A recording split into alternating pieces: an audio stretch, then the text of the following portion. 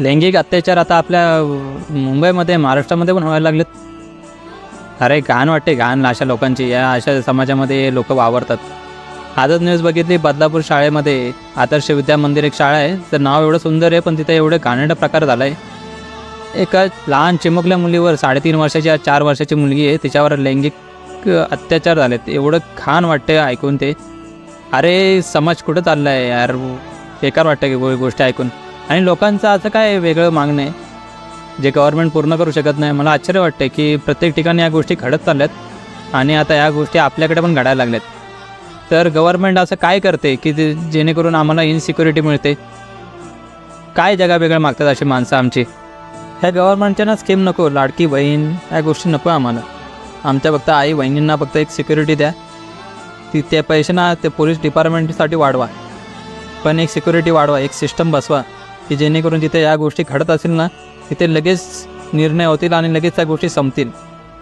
नाही तर या गोष्टी वाढतच जाणार आहेत. आता हे शाळेमध्ये मोर्चा काढला आहे, आता रेल्वे स्टेशन पूर्ण बंद करून टाकलं आहे. बरोबरच आहे त्यांच्या मागण्या, का नाही मागण्या मागायच्या आम्ही? मला असं वाटतं ही व्हिडिओ एवढी शेअर करा ना लोकांपर्यंत की प्रत्येकाच्या मनात एक गोष्ट बसली पाहिजे की यार ही गोष्ट आपण इथं सोडून चालणार नाही. ही गोष्ट आपण आता सोडली तर हे वाढतच जाणार आहे. लोकांना ना या गोष्टीचं गांभीर्य आता नाही आहे. ज्यांच्यासोबत या गोष्टी घडतात ना त्यांना या गोष्टी कळतात. त्यामुळे हे गोष्टी व्हिडिओ बघतील आणि त्याची सोडून अरे स्टेटसला ठेवा, शेअर करा, लोकांपर्यंत पोचून द्या या सगळ्या गोष्टी की या समाजामध्ये काय घाणेरडा प्रकार चालू आहे. या गोष्टींमध्ये आत्ताच न्याय मिळाला ना तर पुढे लोक घाबरतील या गोष्टी करायला की बाबा नाही हो मुंबईकर वेळी आले एकाएकाला वाट लावतात.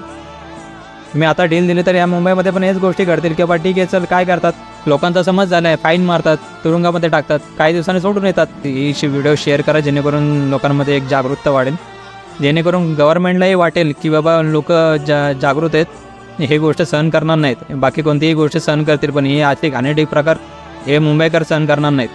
हे लोकांपर्यंत आणि समाजापर्यंत आणि गव्हर्नमेंटपर्यंत या गोष्टी समजल्या पाहिजेत.